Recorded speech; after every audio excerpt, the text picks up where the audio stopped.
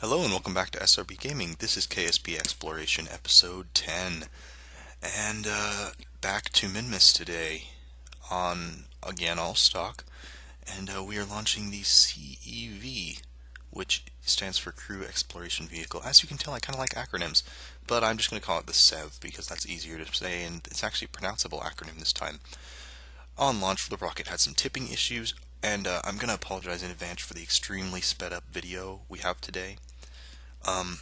Please be aware that this is because of how long this footage is, and I didn't really want to talk for 20 minutes. So the CEV, otherwise known as the Space Bus, or Space Truck, because that's what it is a fairing-launched one Kerbal, space truck, basically. The initial design, it carried 4 wheels.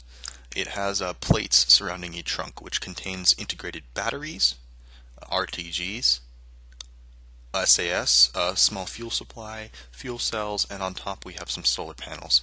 It holds a Kerbal in a pod. It has 3 sources of SAS, 3 redundant supplies of power, RTG, solar, and fuel cell in case for some reason like the RTGs got hit by debris and exploded. I don't know when that would ever happen, but that's just the backup.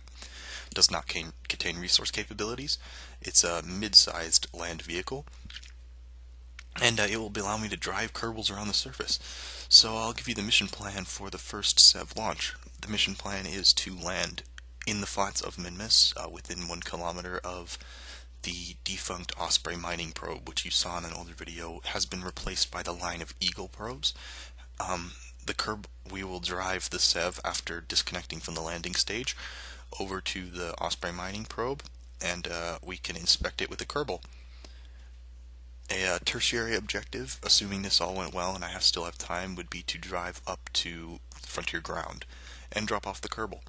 However, Frontier Ground is rather far and it's at the top of a large slope, so I wasn't sure if that was possible. The CEV also contains an integrated small cubicle probe core, so it can be operated without a Kerbal inside, although at reduced capacity. How we're planning to land is it's connected to a small landing stage, which will deposit itself on the surface. Due to the strong SAS we have inside the CEV, it'll be able to stand up, and then using a decoupler pop-off, the CEV will right itself with SAS, push off of the landing stage, and make a nice soft touchdown on the wheels. Yeah, so that's the plan. Pretty standard orbital insertion. This is not an SSTO because the CEV is too large. We are launching with Rich Rim Kerman. I believe it's Rich Rim. It is Rich Rim. He is one of our pilots. He's been on missions to the space station before. Horizons, I believe. And he will be coming back aboard MSL, but probably picked up from the flats after the mission is completed. And sadly, I did not do a ground test at the Kerbal Space Center, which was a mistake, as you'll see later. So, the MSL approaches, but as you can see, oh no, it appears to have landed, but the wheels don't work. You'll see this. It is a tragedy. Rich Rim is unable to steer his craft. His only option to move is using the SAS, which is not good.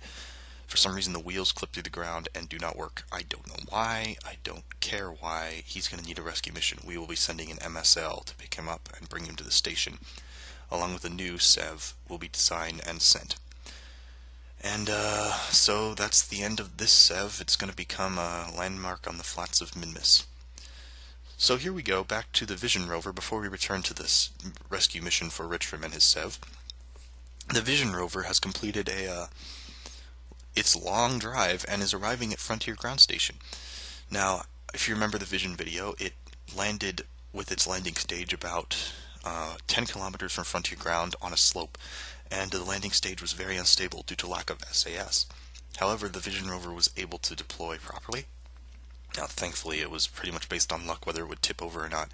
And, completed its 10-kilometer drive to Frontier Ground, so the Kerbal investigates, and Vision will now be headed down to the flats after a stay at Frontier Ground. So, now we have the MSL launching. This is actually the Generation 2 of the MSL. If you remember, the MSL Minmus Surface Lander was a one Kerbal transportation vehicle to and from Minmus sites. Its initial mission had it launch on a single stage to orbit, so rocket gets to orbit without dropping stages. The second stage, which was the MSL craft, brings it into Minmus orbit and lands it next to the Frontier ground, which at that point was located in the Flats. The Frontier ground base has now been relocated to the Midlands in much higher elevation. This MSL would land, drop off a Kerbal, new Kerbal would get back in. With the new pilot, it would fly to Minmus Orbital Frontier Station and not dock. The Kerbal would fly out because the MSL lacked docking ports and get into the station and await pickup by a CTV-4. Now, I upgraded. Well, I first had to add an upgrade to the Frontier Station.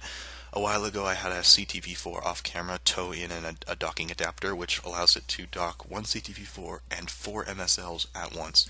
Not that we'll ever have that much traffic, but it now has the capability. So I redesigned the MSL. What it contains now is, well, the smaller change is 2 batteries, which are used for extra power and backup, and they also control the new probe core. The probe core allows it to fly to Minmus without carrying a Kerbal, so we can use it for rescue missions now. And it contains a junior docking port, the smallest size, allowing it to dock with the Frontier orbiting station. The MSL is used here to land in the Flats, forming a triangle with the CEV and its debris, the defunct CEV, and the defunct Osprey probe. Apparently everything that lands in the planes doesn't work. I actually found out that the Osprey probe actually has some mining capabilities, although for other reasons it doesn't work, like lack of power and overheating. The ore is just, concentration is just really low in the Flats.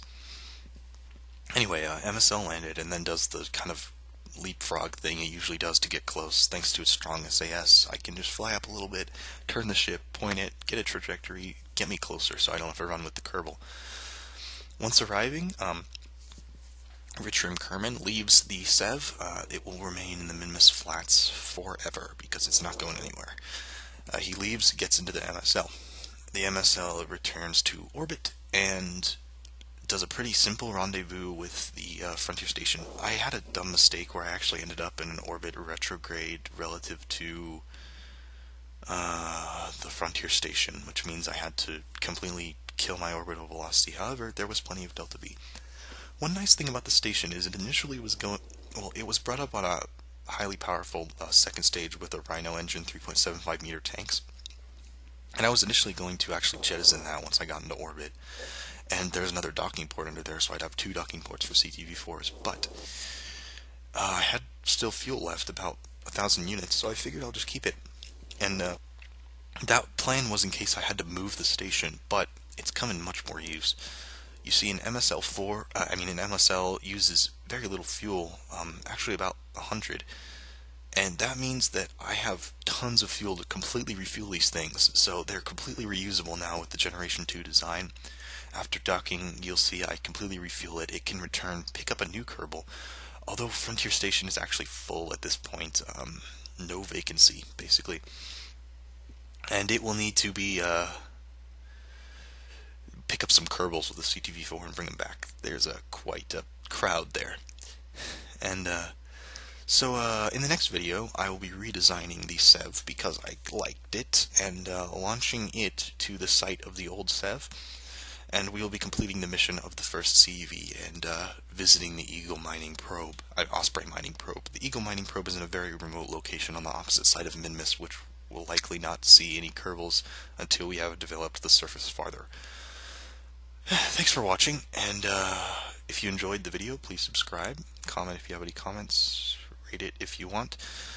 I will see you next time with the new redesigned CEV, which hopefully will not require a resupply mission. See you next time.